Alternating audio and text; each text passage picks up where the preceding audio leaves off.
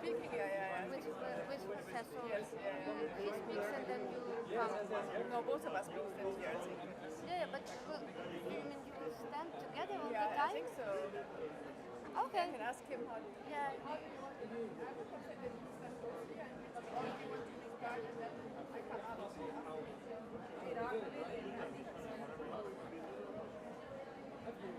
will be able to pass the slides from here. Yeah, this is it. And I have generally lit up cameras, but you can also see which is convenient. So we can look there. You can sit also if you prefer.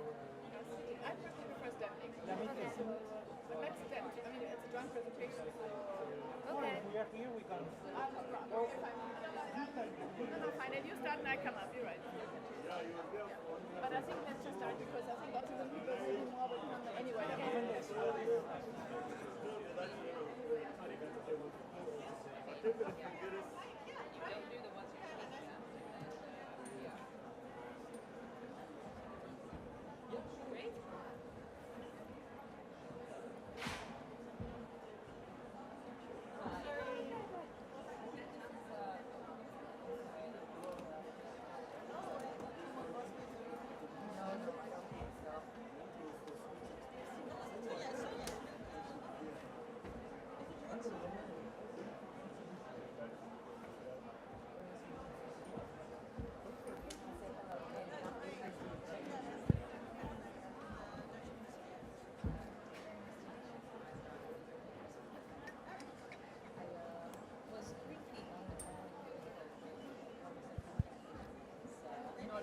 Hello, dear colleagues.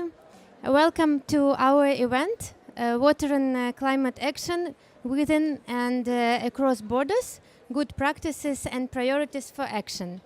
My name is Hanna Plotnikova, and I am coming from the Secretariat of the Water Convention, which is serviced by United Nations Economic Commission for Europe. I am very pleased to moderate this event today. And I would like, first of all, to thank Luxembourg for partnership in this event, and also to the Netherlands for cooperating in preparing it, as well as, of course, to the Benelux AIB Pavilion for hosting it. And I would like to invite Mr. Sebastian Kiefer, who is head of Unit International Affairs at the Ministry of Environment, Climate and Biodiversity in Luxembourg, to welcome all of us. Please, Sebastian. Join you here or? Yeah, okay. I'll be standing. Thank you very much. Yeah, you can. Thank you and welcome to this event. Thank you also to UNEC for organizing this together with us, and to our colleagues from the Netherlands for cooperating as well. Welcome to the joint pavilion of Belgium, the Netherlands, Luxembourg, and the European Investment Bank, which, if you will, you can't hear? You can hear? Okay. Okay, sorry. Welcome to this joint pavilion, which, as such, can be considered also as a product of very effective transboundary cooperation, if you will, not on water issues, but just in general. And it's a pleasure to have you here. I and we look forward to hearing about from many different perspectives about the interlinkages between climate change and water policies, and especially about how exactly these interlinkages are being and have been translated into concrete actions. Just to start, I will briefly describe what these interlinkages mean in the context of Luxembourg. Projections in Luxembourg, as for many other countries as well, indicate that climate change will lead to rising temperatures over the next years and decades, and to changing precipitation patterns, which we are indeed already seeing. In more concrete terms, this means that in Luxembourg, in winter we will have less snowfall, a little bit more rainfall. In spring we will have less rainfall, which is already and will be even more so a crucial issue and challenge for Luxembourg, since 50% of our drinking water depends on aquifers, whose recharging capacity will be hampered, of course, due to less precipitation in springtime. And then, last but certainly not least, in summer, the frequency of extreme weather events will be increasing and is already doing so.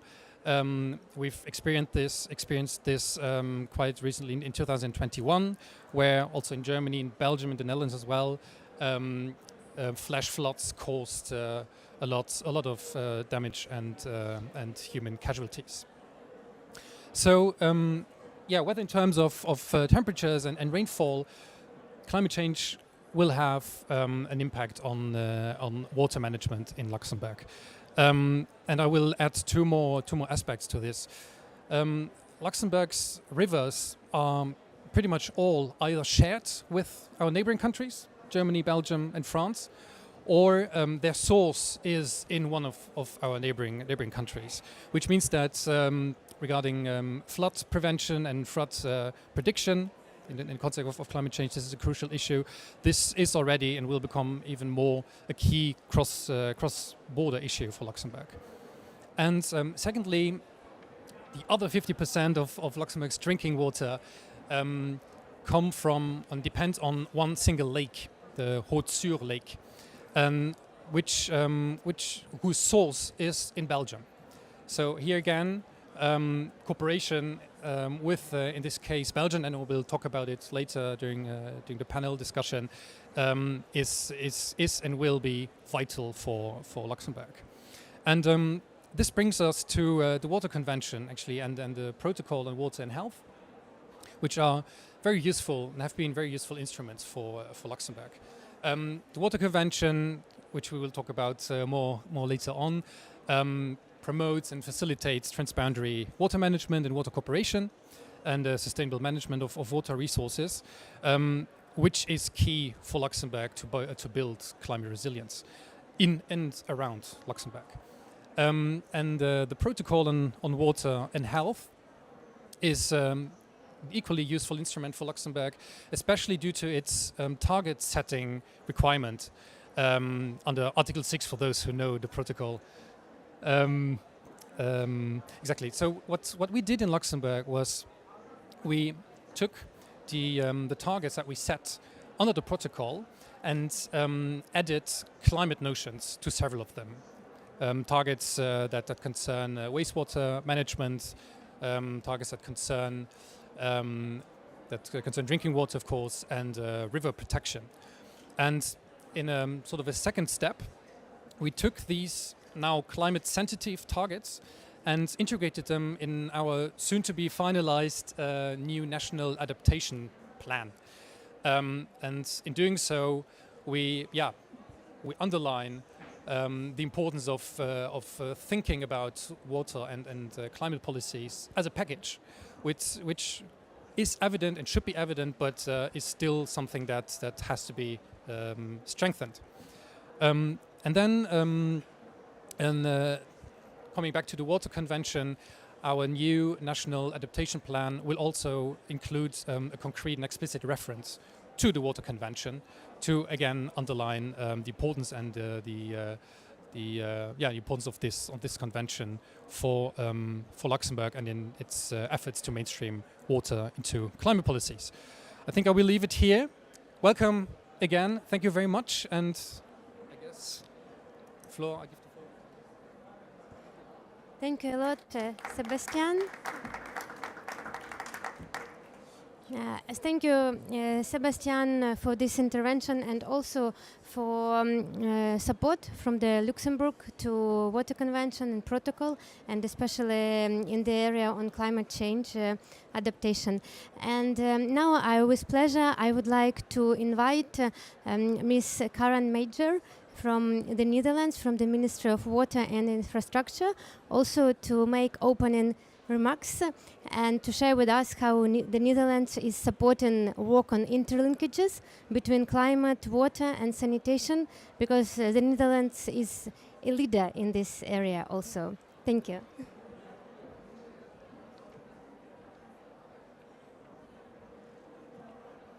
Hey, thank you very much, Hannah, for this introduction. Good afternoon, everyone. Thank you also for inviting us to speak in this event. And as you may know, the Netherlands, as a low-lying delta country, we face a number of climate change hazards, a combination of sea level rise, floods, droughts, increasing salinity, land subsidence. So climate adaptation is extremely urgent for us. And we're also located at the downstream end of a number of transboundary rivers, particularly Rhine and Meuse, flow into our countries from our neighboring countries. And both rivers have experienced several high and low flow events in the past decades. And with climate change, these high discharges are expected to become even higher, while low discharges will become lower. And we have become aware that we need to take water and soil as a guiding principle when planning where we grow our food, build our houses, or develop other economic activities. For example, we have increased infiltration capacity of the soil by removing tiles, even from home gardens. We're encouraging everyone in the Netherlands to take out the pavement from the gardens and put grass. We have provided room for the rivers to create space for high discharges, and we're discussing also how to adjust our spatial planning, so just not to continue to build housing and economic activities in areas that are prone to flooding. So these are good developments, but a large part of our water flows into our country from the international rivers, and rainfall patterns are changing there as well. So snow melt, land and water use are all likely to change in those upstream areas. So climate adaptation upstream can change the timing and volumes of water passing our borders. As soon as Germany raises their dikes, which is good probably, we will get more water flowing into our country. So for planning our climate adaptation, it's really essential that we collaborate not only on a national level, but also at a transboundary level. So this is why the Netherlands has been actively involved in the work under the UNECE Water Convention and the Protocol on Water and Health. Because in the Water Convention, the principles are embedded on which we also base our cooperation with fellow riparians in our shared river basins. So we work actively on raising the awareness for transboundary water cooperation at a global, basin and national level. So at the global level, I would like to mention that the Netherlands, together with Tajikistan, co-hosted the UN 2023 Water Conference, where there were over 40 side events related to transboundary water cooperation. And one of the major outcomes of this conference is the Water Action Agenda, with over 800 commitments to improve water management. And an example of a specific commitment related to transboundary water cooperation is the Transboundary Water Cooperation Coalition. This is a coalition that also the Netherlands is a partner of, together with various other countries, UN agencies and non-governmental organizations, and which aims to promote and support both the sustaining and the advancement of transboundary water cooperation in light of growing risk, including the risk linked to climate change. So specifically in relation to the Water Convention, we are co-leading together with Switzerland the Task Force on Water for Climate. And there's a few achievements of this task force that I would briefly like to mention. So I think, so first of all, through active engagement, water and transboundary cooperation are mainstreamed into the decisions of on the global goal on adaptation and the outcome of the first global stocktake at UNFCCC COP28 last year. And transboundary cooperation is now also quite prominently included in the Baku Declaration on Water for Climate Action that will be launched next week, Thursday. So in relation to drought management, we organized a global workshop and reviewed best practices, because we feel that is, especially in the Netherlands, the focus has long been on floods, but we think drought also needs to get more attention. So we organized a workshop specifically on drought. And together with Switzerland and UNECE, we developed an action-oriented document on mainstreaming water supply, sanitation, transboundary water management and cooperation into nationally determined contributions and national adaptation plans, which Sonja Kuppel will present in this event, and to which José Gesti was a major contributor. In relation to the Protocol on Water and Health, the Netherlands has long been a co-lead of the Program Area 5, Safe Management of Water Supply and Sanitation Systems, together with Bosnia-Herzegovina. And since January 2023, also co-lead of Program Area 7 with Italy on increasing resilience to climate change under the Protocol on Water and Health. But of course, we think it's also really important to support transboundary cooperation in practice. So we've also supported activity on transboundary cooperation in 2 pilot basins, the Dniester and the Chutalas. And these were like exploratory planning studies that served as a basis for preparing future investments. So to us, improving transboundary water management is really important, and we're very happy to continue to take this active role, working together with partners on climate action and transboundary water cooperation under the work of the Water Convention and the Protocol on Water and Health. So we really look forward to listening to the panel discussion today. Thank you.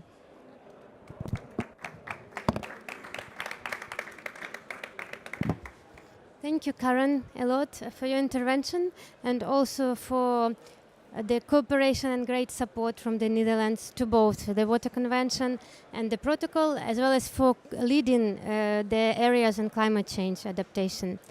And now we will be moving to the research, which already was mentioned.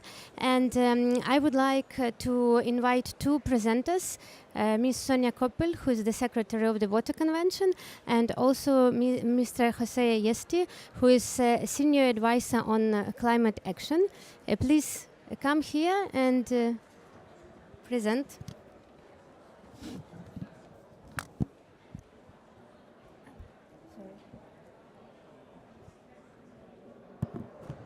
First of all, it's a pleasure to be here in this pavilion, and I thank the Secretariat of the Water Convention for the trust to support them with this interesting study.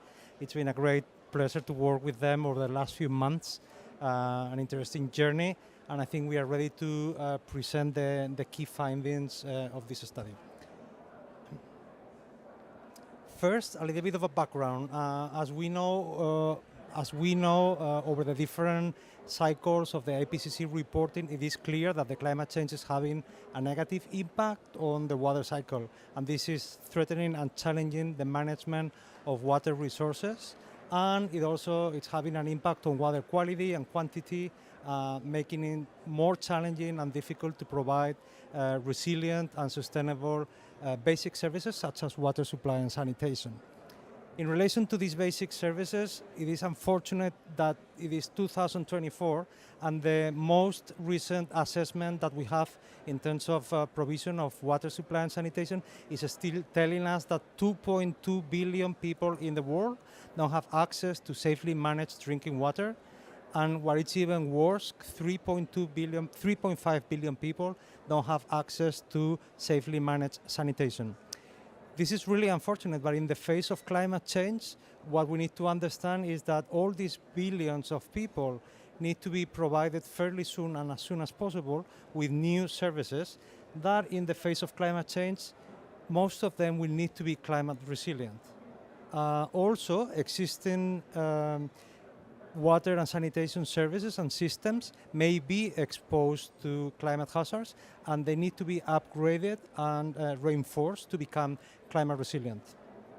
In terms of transboundary water management, we know that 153 countries share international river courses, lakes or aquifers, which means that 60% of the water resources are shared among countries, and in terms of population, that means 40% of global population lives in areas that depend from transboundary water courses.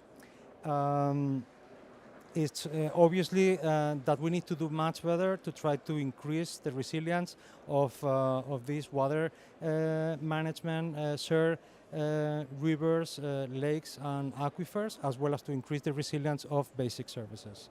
Now we will go and take a quick look to the key findings of the report. What we've done is we've been looking at national adaptation plans and nationally determined contributions. What we have on the screen now is the result on how water supply, sanitation and hygiene, as well as transboundary water management and cooperation are reflected in national adaptation plans. I would like to tell you, because it's important in the context of a Benelux pavilion as well, that we've been looking at the database of the UNFCCC, the NAP Central, which comprises 58 national adaptation plans coming from developing countries.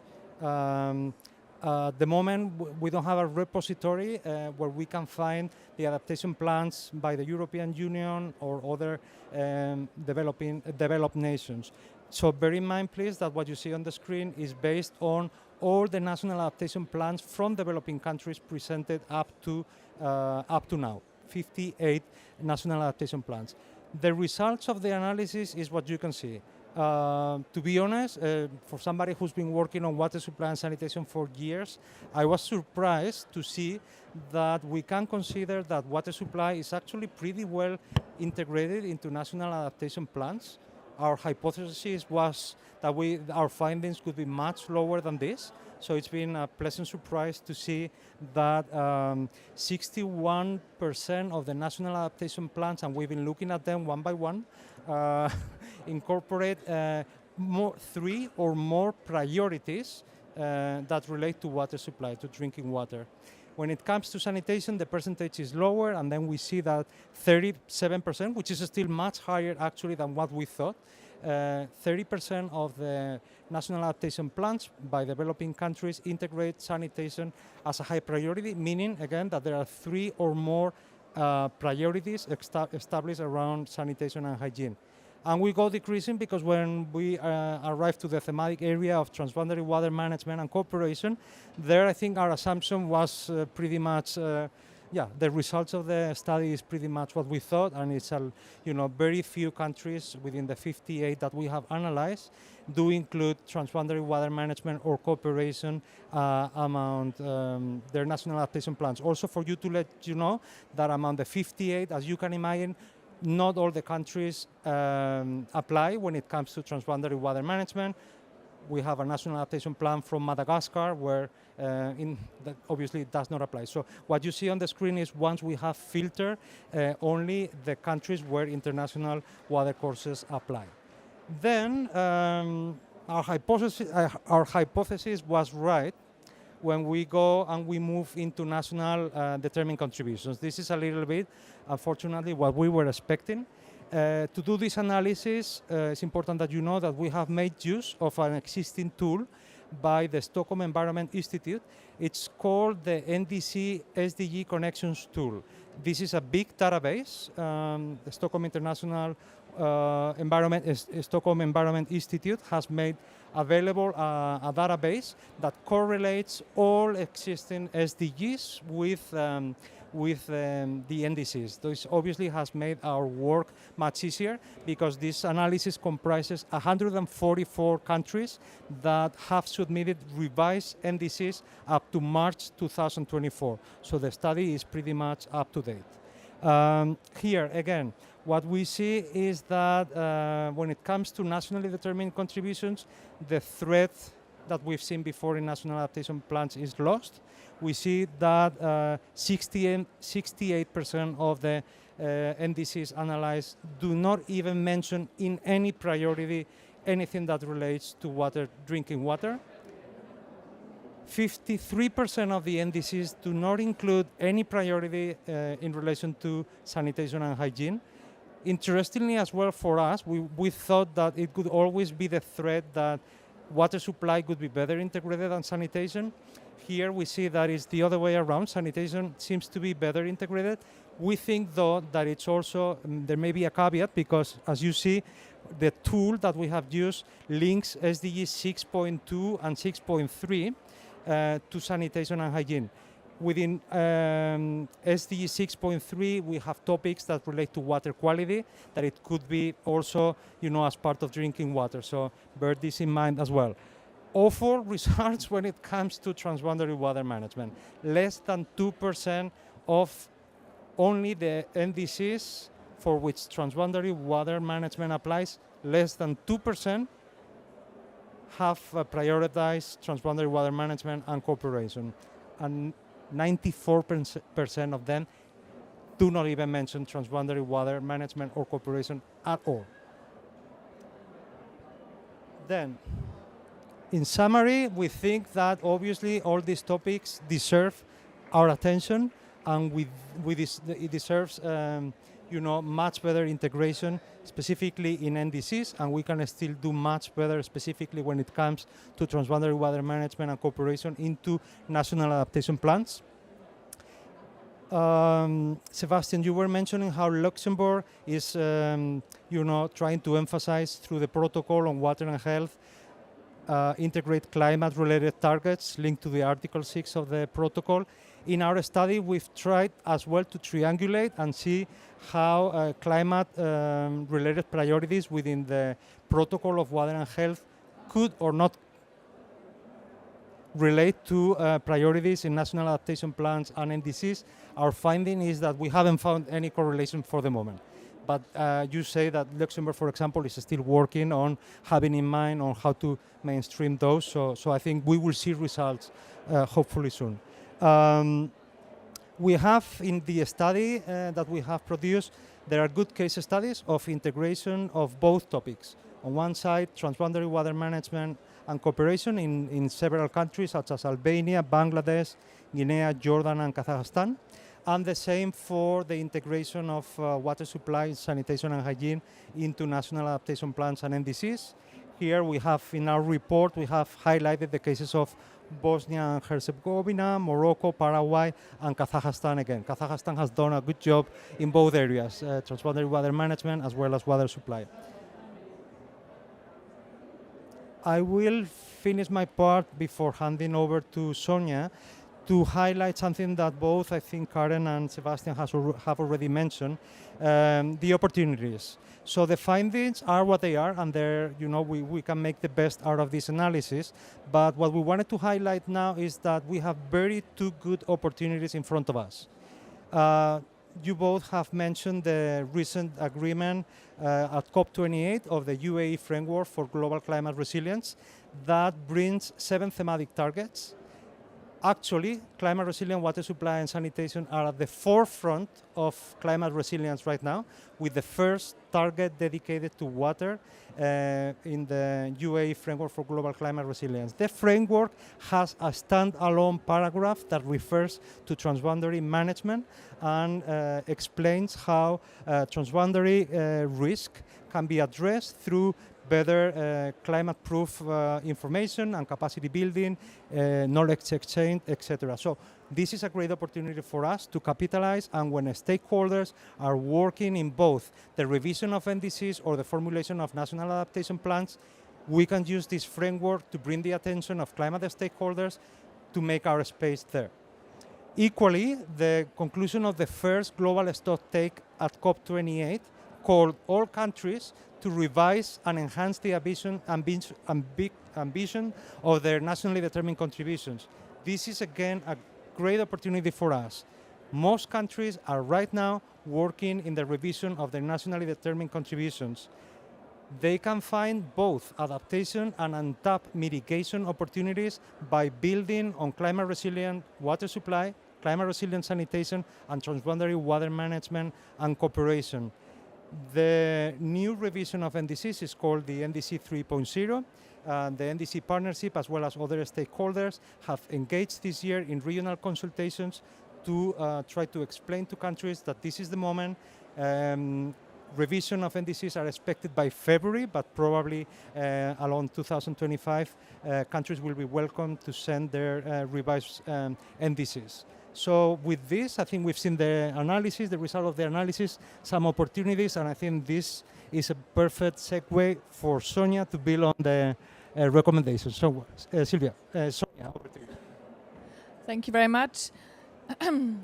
So indeed, after this, these figures, interesting figures, we wanted also to look at what can be done, also based on some good practice example from our work on water and climate under the Water Convention since actually 2006, which was initiated by the Netherlands at that time.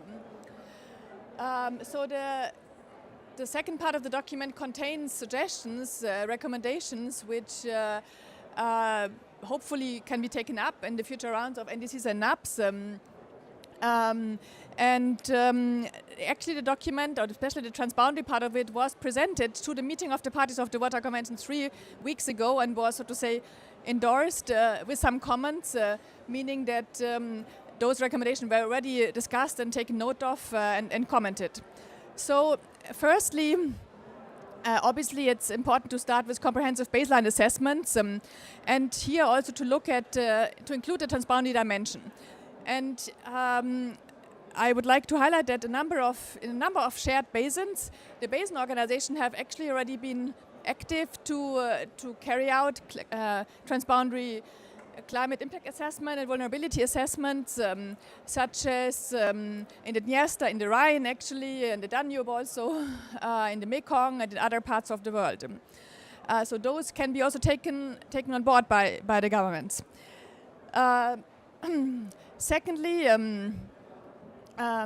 stakeholder engagement in NDC and NAP development is very important.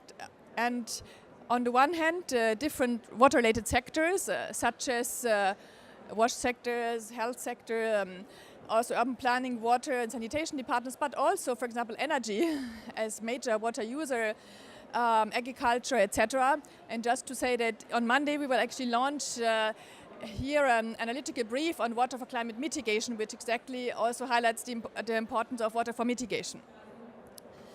And at transboundary level again, having transboundary dialogues to develop a shared vision is really crucial. So for example, in the Dniester basin, which is shared by Ukraine and Moldova, we have been working with the country since several years, including setting up of a joint transboundary working group, and that really led to a joint transboundary adaptation strategy. Indeed, so I already mentioned developing a shared vision for adaptation and even also considering the mitigation perspective, which I think is slowly now coming up, that we need to look also at water and mitigation through workshops, through also consultation on NDC and NAPs and particularly the water-related measures across borders. And this has been happening to some extent, for example, in the Mekong Basin or in Amazon Basin, but certainly there is scope for much more in the future. Because what we can see is that when the countries cooperate across border, it can actually help to make adaptation more effective and efficient, and to help prevent risks, so that if one country builds a dam and then it has negative impacts for a downstream country. And finally, yeah, create and leverage cooperative NAP and NDC development, and here develop climate-proof transboundary agreements where they do not exist yet.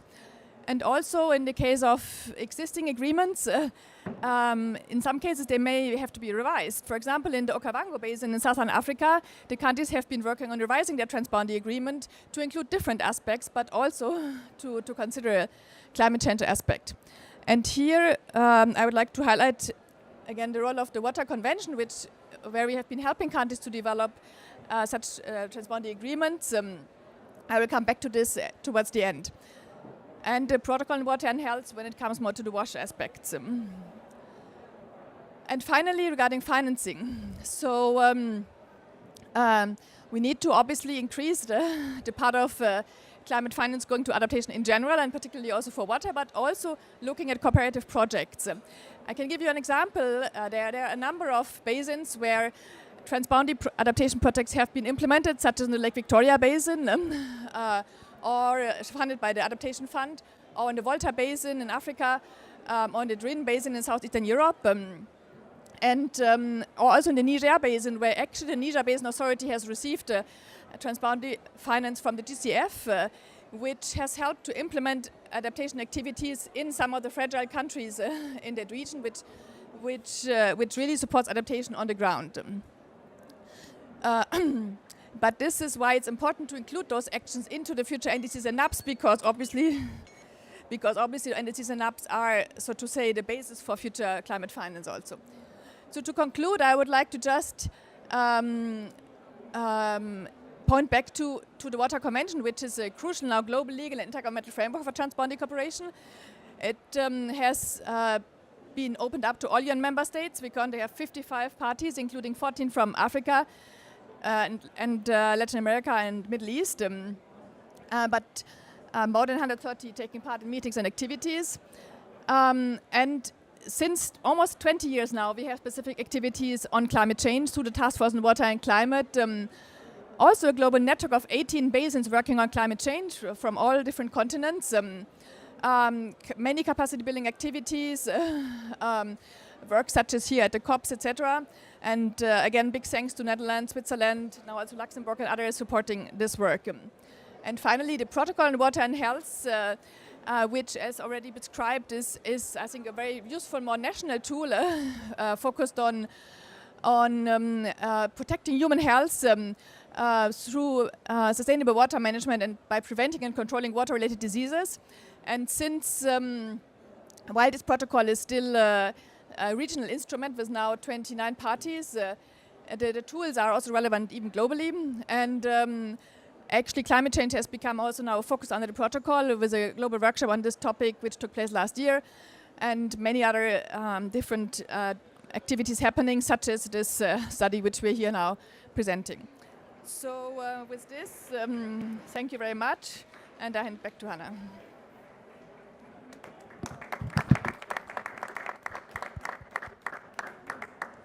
Thank you a lot, Sonia and Jose, for introducing the study which has been done recently.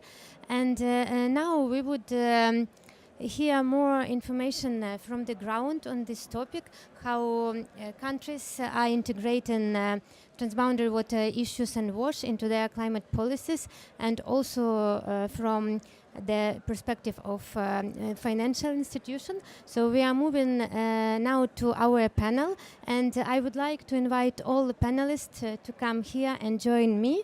I would like to invite first Sebastian Kiefer from Ministry of Environment, Climate and Biodiversity of Luxembourg. And also I would like to invite, you can come, please. Yeah. And also I would like, maybe I will need to make a slide. Yeah. Okay. I would like also to invite Calist Tindimugaya. Calist is Commissioner for Water Resources Planning Regulation from Ministry of Water and Environment of Uganda. With us, we will have also a video message from Ms. Yvonne Havenga. She's Policy Coordinator at the General Secretariat of the Benelux Union. And last but not least, I would like also to invite Ms. Elina Varanen. She's Climate Change Specialist at the European Investment Bank Projects Directorate. Thank you a lot for joining us. And we are moving to our panel, as I mentioned. So my first question would be addressed to Sebastian. Sebastian, could you please describe how you integrate cross-border cooperation on water and WASH with your neighboring countries, how you cooperate on these two issues? Thank you. And I hope I'm audible. Yes, great, thank you. Yes, Luxembourg has indeed a long tradition of working together and collaborating with its neighboring countries, which are Belgium, Germany and France, as I mentioned. And Luxembourg is also a member and very active in 3 international river commissions, the Rhine Commission, the Moselle-Saar Commission and the Meuse Commission. I will focus on our collaboration with Belgium, but we'll just say a few words about Germany and France. On Germany, the border between Luxembourg and Germany consists almost entirely of different rivers. And the particularity being that both states share sovereignty over the rivers, which means that every decision on activities or policies that concern the river or the rivers have to be agreed upon together. And this is working well, but it's sort of a forced, let's say, collaboration as well. But it's working well. And then on France, one of Luxembourg's biggest rivers, the Alzette, has its source in France. So here again, cooperation between both countries is therefore key, especially for Luxembourg. And both countries are collaborating at different levels, and especially at municipal level on both sides of the border. And collaborations include wastewater treatment, renaturation projects on both sides of the border, as well as urbanization initiatives with a view on, with a focus on the climate resilience issues as well. Then on Belgium, I mentioned the Upper Sur Lake, which provides for 50% of Luxembourg's drinking water, and 2/3 of the catchment area of this lake are located in Belgium, which means that collaboration and close collaboration with Belgium is vital for Luxembourg, and especially to protect the lake waters and their quality. And against this background, an agreement was signed in 2019 between Luxembourg and Belgium, and more specifically the Wallonia region of Belgium. And this is an agreement that has a very strong WASH focused, and I will mention three main aspects. First of all, wastewater treatment. On wastewater treatment, over the last years, several joint wastewater treatment plants were co-financed and put in place by Luxembourg and Belgium in the catchment area in Belgium. And these plants, they apply stricter standards than other plants in the region to really make sure that the lakes' water resources are protected. And more treatment plants are planned in the region and around the lake as well, especially to prevent contamination of the lake's waters. The second aspect is safe distribution of good quality drinking water. The current drinking water production plant has been modernized quite recently and is using the best available technology, but nevertheless, upstream at the upstream part of the river feeding the lake, prevention measures are being undertaken and implemented to reduce the need for further treatment. And here, the cooperation with the agriculture sector is a really important one, a key one, in order where manure production and management are included, and where collaboration is focusing on farms that are active on both sides of the border, which is quite common in the Luxembourg-Belgian bordering region. And this leads us to the third aspect, health. The collaboration with the agriculture sector is, of course, aiming at preventing nutrients from flowing into the lake, and to avoid eutrophication. Here, the health aspect comes into play because also due to rising temperatures, more and more cyanobacteria and blue-green algae are developing in the lake. And here I can sort of close a circle. The lake is one of the few lakes in Luxembourg actually, and it's highly frequented during hot summer days. So people like to take a bath in the lake, and since more and more hot summer days will occur in Luxembourg, this is a place where water quality and hence human and animal health has to be protected. Yes, I will leave it here. Thank you very much. Thank you a lot, Sebastian. It was very interesting to hear indeed how you cooperate in various areas. And now we will be moving to Kalis from Uganda. Based on our experience, Uganda is very advanced in integrating climate and water.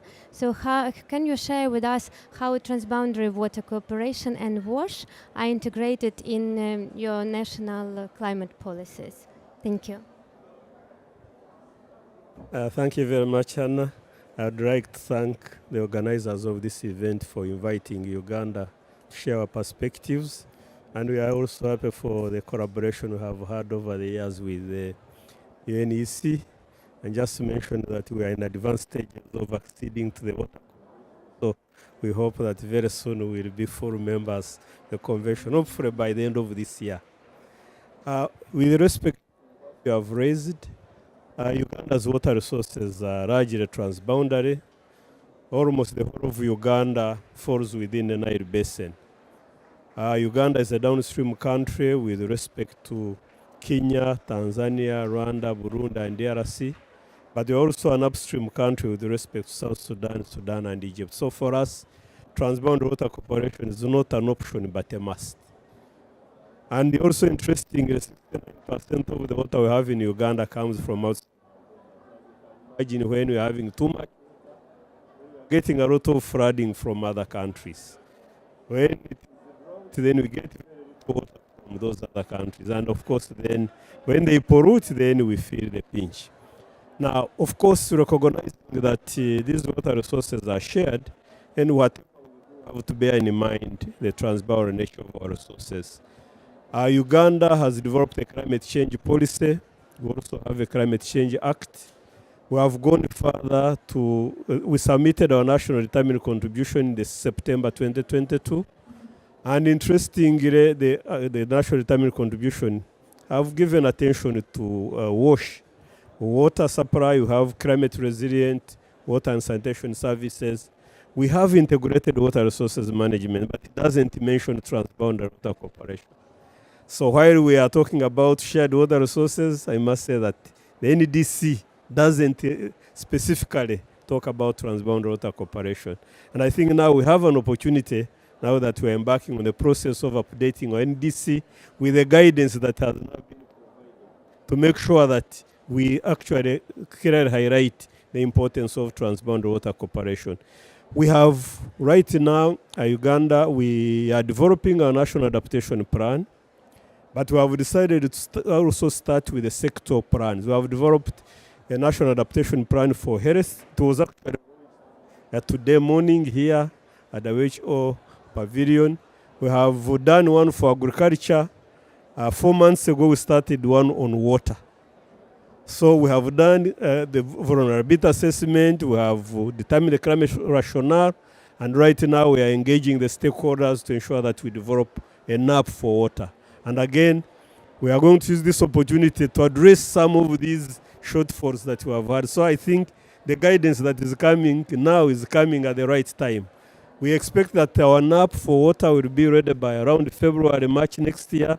So we are going to make sure that issues of transboundary water management and cooperation are clearly highlighted. We are also going to make sure that issues of WASH are clearly elaborated. And we want to use our national adaptation plan as a tool that will guide the country to take action to address climate change. For us, priority. While mitigation is important, but of course we know that we are suffering from disasters, risks, and we want to adapt, and we want to ensure that the communities are taking lead in that process. So I must say that we have the framework, we are moving forward, we have a number of climate adaptation projects being implemented, even at the transboundary level.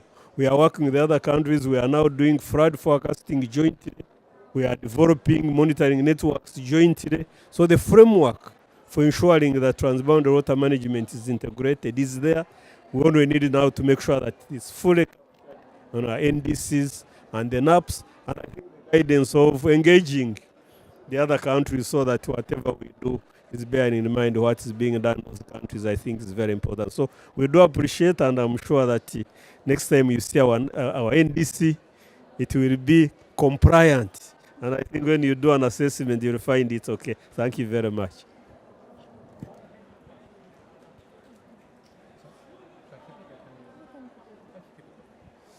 Thank you a lot, Calist.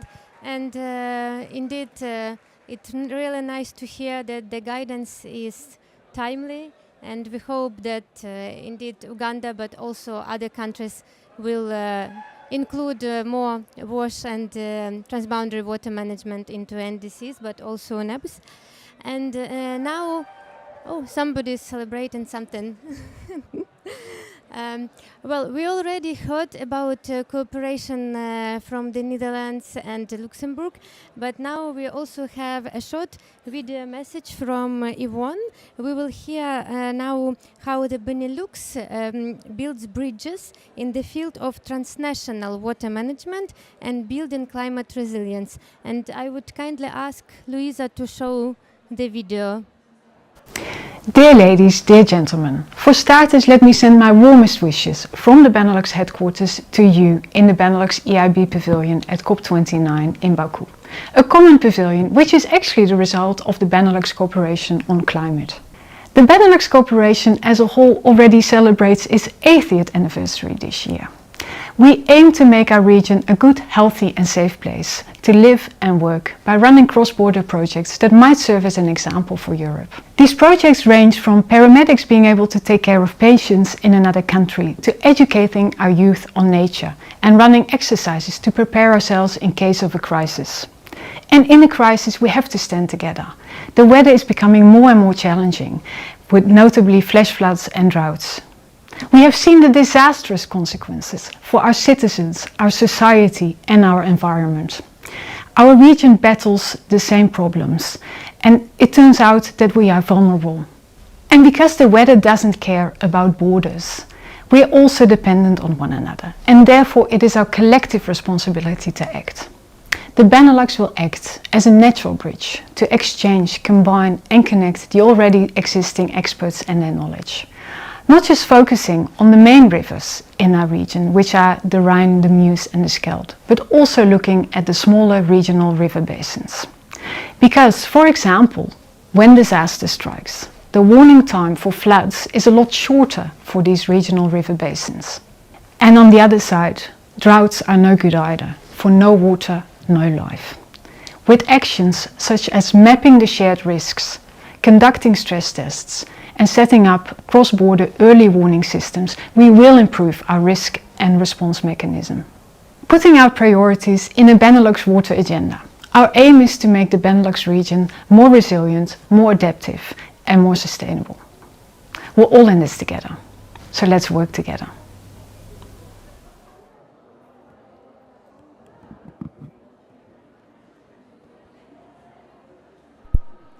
Thank you a lot. Now, as I mentioned, we will hear not only from countries, so with great pleasure I would like to give the floor to Ms. Elina Vanen. Elina, could you describe why it is important to fund wash and climate action in transboundary basins and what are the current opportunities? Thank you. Thank you very much, and thanks for the invitation. First of all, I'd like to thank UNEC for the long-standing collaboration with the EIB. I think our colleagues, particularly in the water sector, have really appreciated the many exchanges on water. And I guess to answer your question, we saw in your new study the very compelling figures around how freshwater resources account for the majority of global freshwater available. And so it's, I think, the case for climate action, both from mitigation and from an adaptation perspective, is very clear. Maybe before diving a bit deeper in the transboundary perspective, I'll give you a sense of the EIB's orientation in the water sector, the operations that we do. We have a focus on domestic water supply, on wastewater collection and treatment, as well as flood protection and agricultural water management. That said, we've also identified adaptation, climate change adaptation more broadly as a key priority for the EIB as the EU Climate Bank. We're developing a new water program aligned with the emerging European Commission water resilience strategy. And so we see a role for us to doing more, particularly in response to the key threats that have been highlighted here today: water scarcity and increasing flooding in the light of climate change. To give you maybe just an example from the EU, we're working closely with river basins to respond to flood risks. We've done some river restoration work in Germany and Emscher and Lippe rivers. In the outside EU context, we have important operations in Jordan, addressing one of the most water-scarce regions in the world. It was great to see them highlighted as an example of best practices. And Jordan gives an interesting example of really the range of investments needed, both using a results-based loan. We've been able to support small investments in non-revenue water reduction, in sanitation, and complementing also work on water conveyance and desalination in the country. You highlighted, and we've been obviously the transboundary context is the focus here.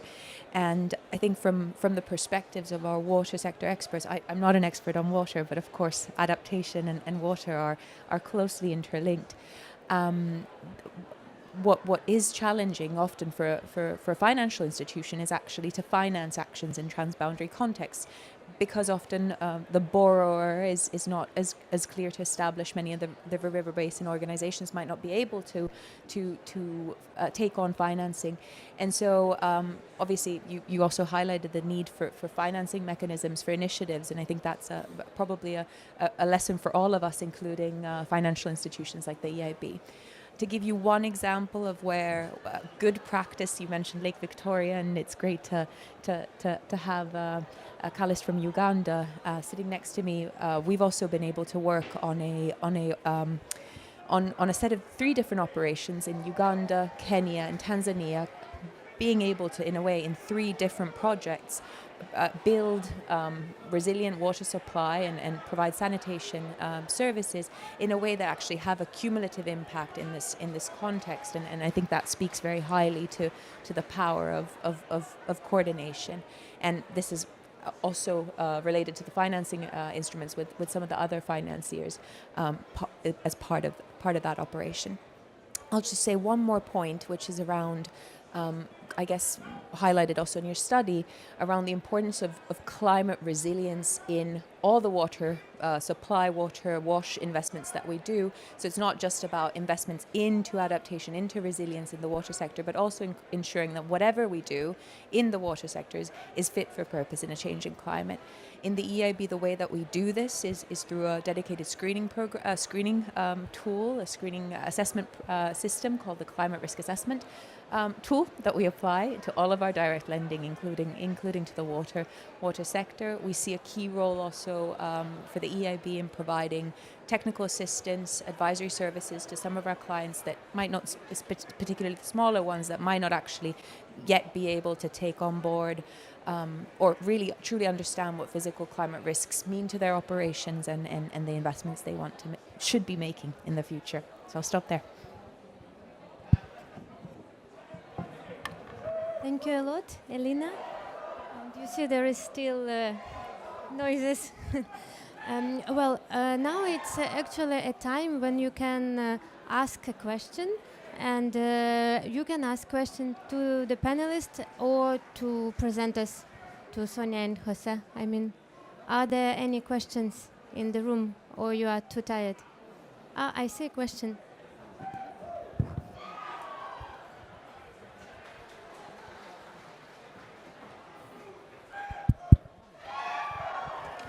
Hello, everyone. It's actually not a question, it's a comment. I'm from Burundi, Director General of Environment, Water Resources and Management, and Sanitation. It's a comment, and I want to extend my thanks to the presenters, and the whole topic, because of the very different message. They are giving a very, very different message where I can catch supporting in water cooperation, supporting in water climate change effects we are facing in water, which comes differently from the messages we are hearing from other sectors, where we are hearing something like loans or things like that. So in this water sector, it's a thanks message for what we are facing, because of course without water we cannot talk about climate, and different countries are facing different effects. If I go straight to my country, we are facing raise of level of the Lake Tanganyika. I think you know everyone knows the Lake Tanganyika. So we are facing those problems. We are facing floods in because we have a hilly country. So we are facing floods in our valleys, and people are suffering because of agricultural production loss. So it's a message of thanks, and I hope this will be put in place and we can benefit from this cooperation. Thank you. Thank you a lot. For sure, we will share the document, and thanks for your comment. Actually, there is another question here. Go ahead. Thank you. I don't know if you can hear me, but great, the noise is pretty loud. I'm Catalina Santa Maria. I'm with the Executive Office of the Secretary General. You all know that there has been a water envoy that was just announced. I think this was in September. Worked very closely with Sonia and many of the UN water partners. And I was intrigued by the financing, and in particular the screening tools that are being used. Because clearly the issue of water, we could all agree that it's cross-sectoral.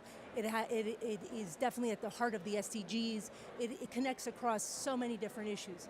But the financing, there are so many aspects depending on what countries need, whether it's the infrastructure, whether it's the technology, whether it's the treatment, and we have this in all the SDG 6 indicators. But in terms of the financing, I feel like that is an area that has been very difficult to come by and to make the argument of why water for resilience building or for disaster risk reduction or for whatever the theme is. And so one question in particular is when countries are asking for these loans, usually the rating agencies are a factor in play of how much loans will be given to countries. And of course, many countries are already in debt, and the interests that are put into more loans is unfair. So how is this issue of the financing is also weighing into other policy processes, like the financing for development work that is coming in New York next year, with the government of Spain hosting, and at the same time, specifically for an investment bank, how are you addressing, let's say, resilience, where you see countries that have quality, let's say, nature that is providing a role in terms of water aspects, and how is that being incentivized to continue with some of these triggers that we know are very important, but maybe have limited value when preparing these loans? It's a very complex issue, but it'd be interesting to know the screening and then how it relates to the policy processes on the financing for development. Thank you.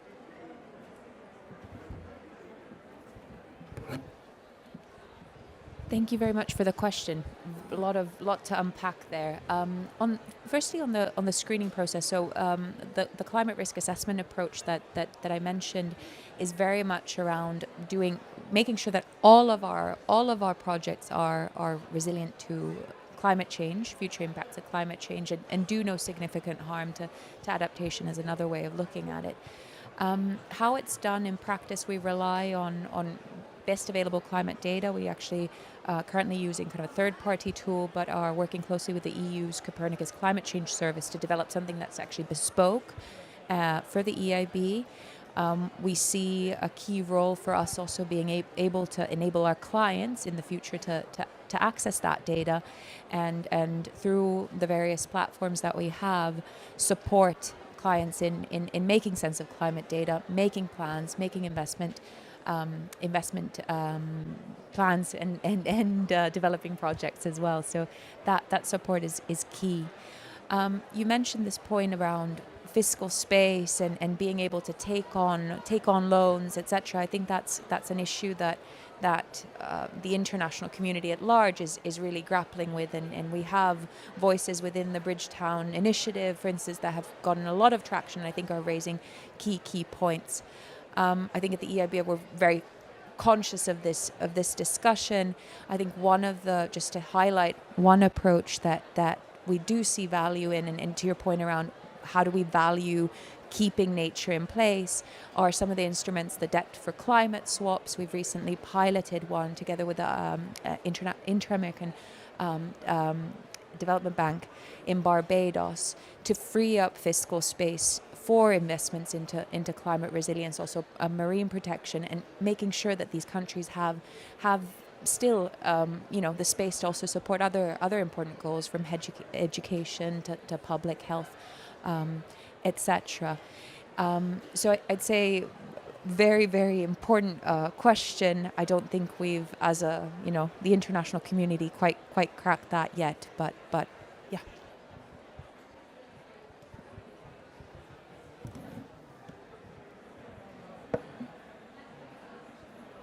I see a hand with the question, and I see Sonia's hand. So Sonia, you can comment, and then. Thank you. Actually, I have one question to Calist. So Uganda is engaged in several transboundary basins on the Nile, but also on the, for example, Kenya, Uganda. I know that you're working on the SMM basin. Are you working on including climate change aspects in those agreements and basin organizations, and in which way? Can you describe a bit more how you do it at a transboundary level? Thank you very much. Yes, we work on sub-basin level, although we are working on the overall Nile Basin Initiative level. We, for example, have just finalized an agreement between Uganda and Kenya, and we are trying to promote cooperation around the shared water resources. We have also specifically agreed on a program where we are going to be mobilizing resources jointly for an integrated water resources development and management project, and climate change adaptation is integrated there. Within that project, we are having hydropower generation, we are having irrigation, we are having domestic water supply, and also we are having watershed management. And the idea is we are trying to cushion the infrastructure against climate change, and of course the designs we have done are climate resilient designs. We are conscious of the fact that climate change will impact our investments. So at the sub-basin level, yes, we are fully integrating this, and we are doing it within a framework of the sub-basin. We have developed an investment program where we have worked together to identify benefits of transboundary cooperation. We also identified a number of projects which we have packaged into bundles of projects, and we are selling them to the different partners. And one of them we have done, we are selling it, marketing it to the African Development Bank and the other funding agencies. So yes, we are addressing them as part of our work on the ground. Thank you.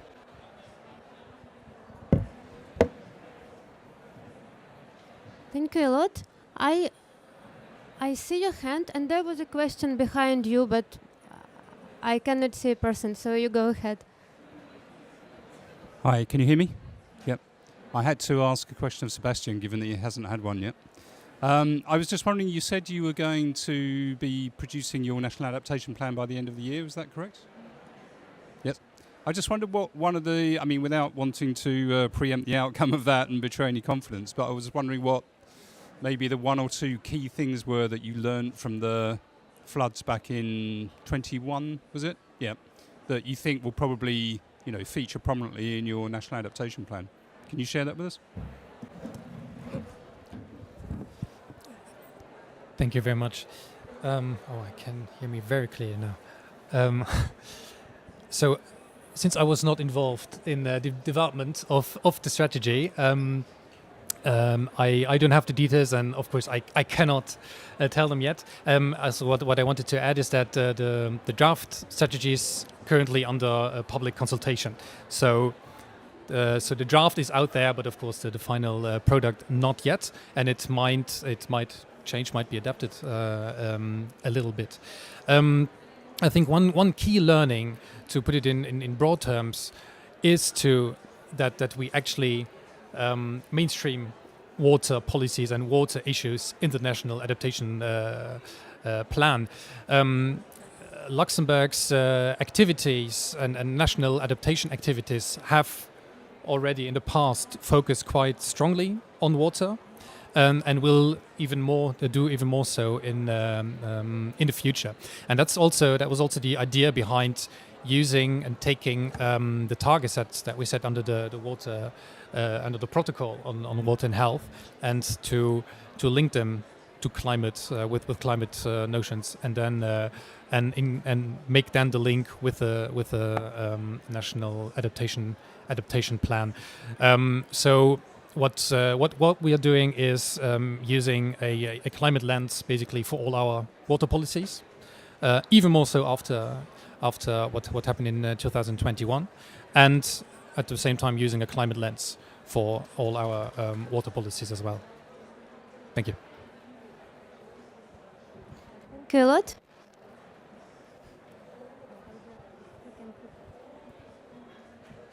Thank you very much. I would like to ask a question because I come from Valencia, and I was wondering when you mentioned the floods in Luxembourg and in other countries, whether there is some international effort in trying to draw lessons learned that could be shared at a wider level, whether this is being done at UNEC or other UN institutions, because I think we could learn a lot from what have other countries experienced before us. So I would be very interested in knowing what lessons learned could be shared.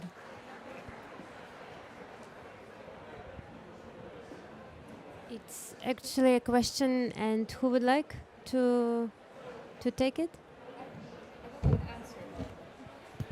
I don't actually have an answer to that, and that's probably more for UNEC colleagues. But I actually maybe just want to highlight something that I found very, very interesting in this space around lessons learned, which is more around coming from the attribution science space. Recently, so there's this organization called World Weather Attribution, a group of scientists that do these rapid assessments around specific climate hazards and look at the likelihood of climate change in kind of making them happen. How much more probable were they made? How much more intense were they? And while that's the emphasis of these studies, they actually often look at also what were the adaptation measures perhaps that were in place, what was the impact of what had been put in place in kind of distilling lessons learned. This is for individual events. I completely agree with you that having a broader look could be interesting, but looking at, for instance, the southern and central European flooding event, I found the attribution science report on just having a bigger overview of that event in the context of previous events really, really interesting. Maybe I can comment. What I know is UNESCO has an intergovernmental hydrological program, and UNESCO implements programs through national IHP committees, and it's the 9th phase, which started actually last year.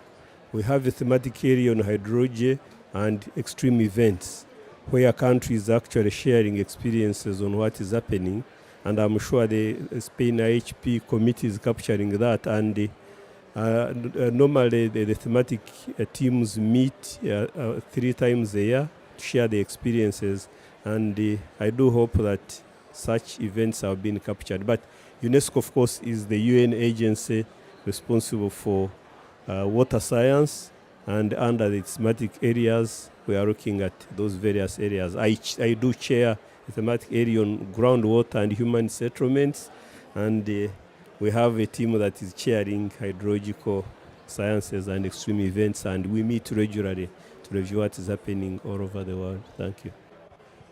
And if I may, I would add also from Water Convention and UNEC side, actually together with WMO, we are currently working on updating flood management publication, and it's particularly will include approaches to transboundary flood management, but also case studies. So I think it will be a valuable source of information, and also if you are interested in the topic, you are welcome to contribute, for example, with a case study.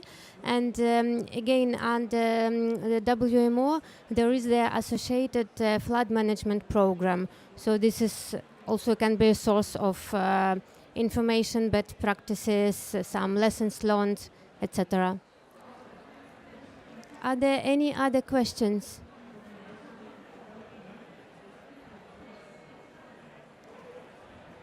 There was a question at the end, but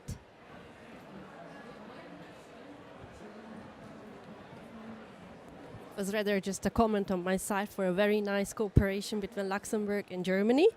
I live in Germany, but from my kitchen I'm looking at Luxembourg, so I just wanted to say it works perfectly. There is a power plant and both countries are using it on the river, which is the border, because there is also rivers which are not only coming from one country and providing the water, but also our natural borders. And I wanted to say, I don't know who is using more energy, which country is benefiting more from the deal, but it works perfectly, and I hope we will see more of them. Thank you.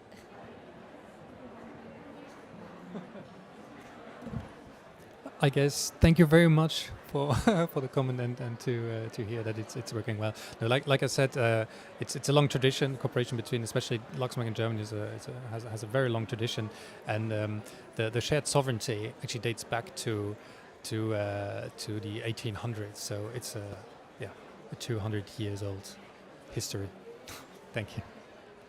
thank you a lot. And before going to the conclusions, I actually would like just shortly to ask each speaker of our panel to conclude with a short recommendation from your side, one recommendation, how to mainstream transboundary water cooperation and WASH into national climate policies. Big topic, but only one recommendation from each of you.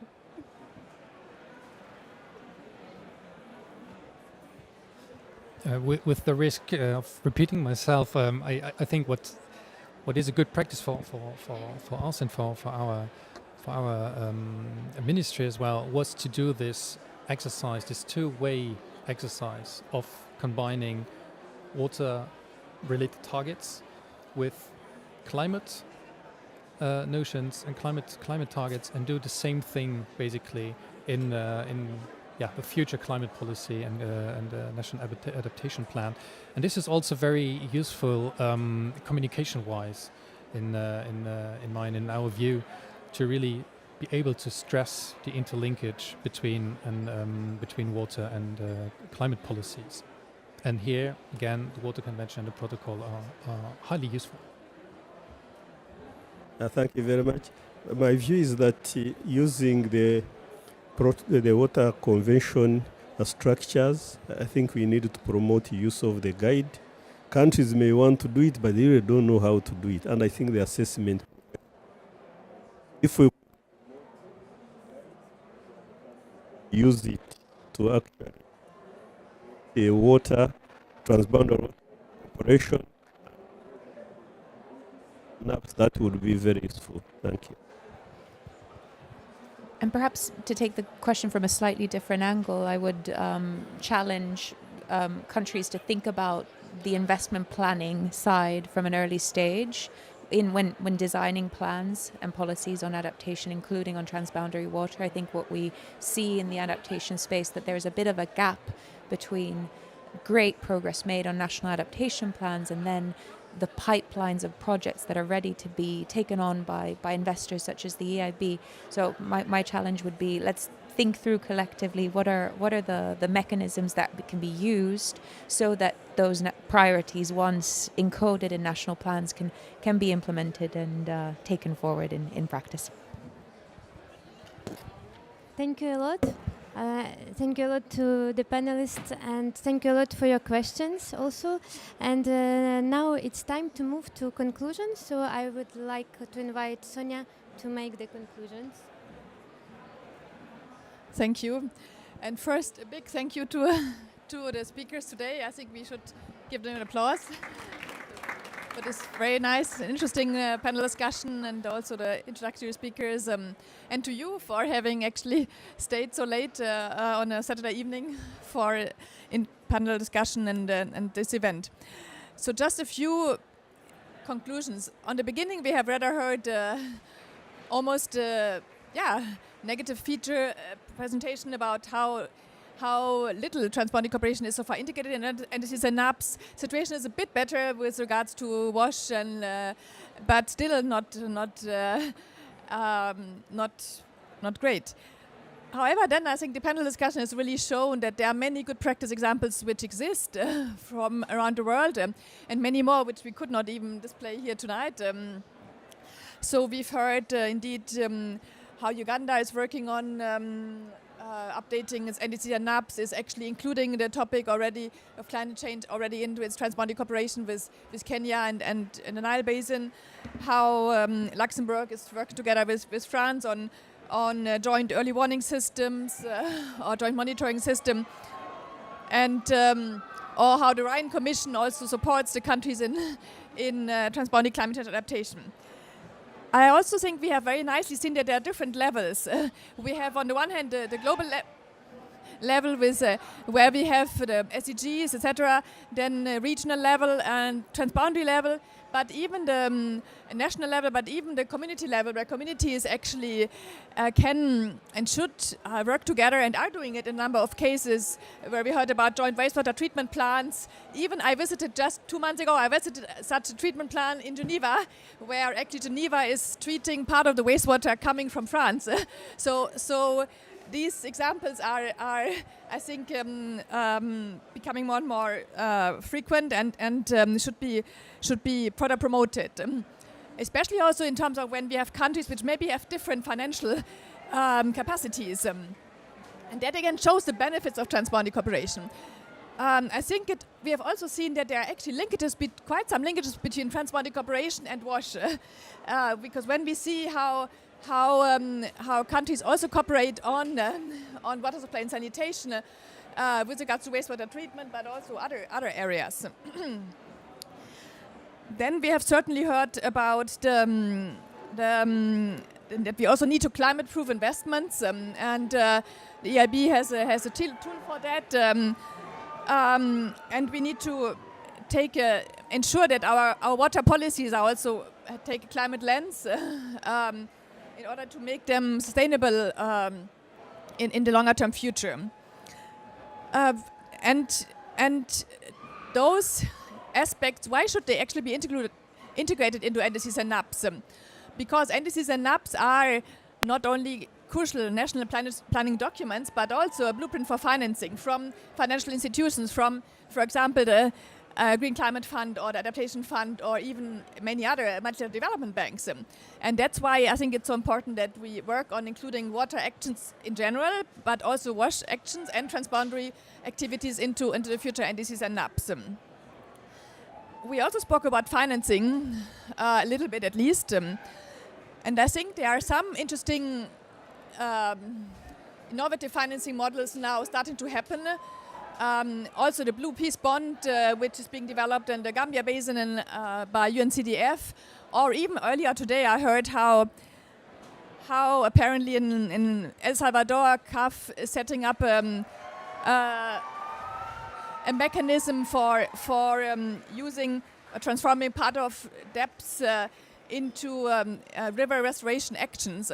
So certainly much more is happening than we think, and hopefully this will eventually lead to more finance for water and for our needs here.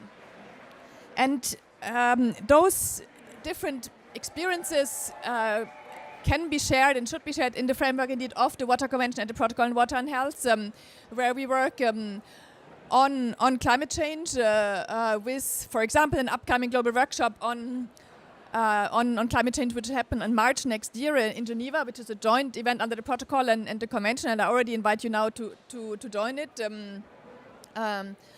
But we also have a specific dedicated other program area on financing, for example, where also regional capacity building events happen, etc., etc.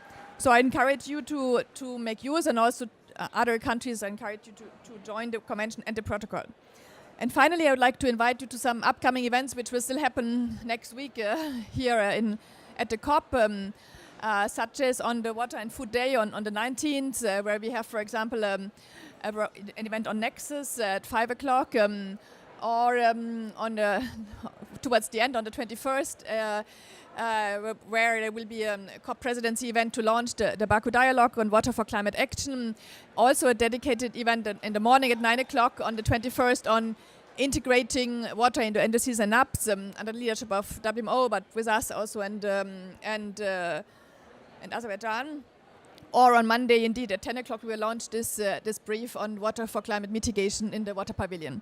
So with this, once again, thank you very much. Thank you to Benelux Pavilion, to Luxembourg, Netherlands, and everybody else for co-organizing this event and hosting us. And I wish you a nice evening and a still successful COP. Thank you.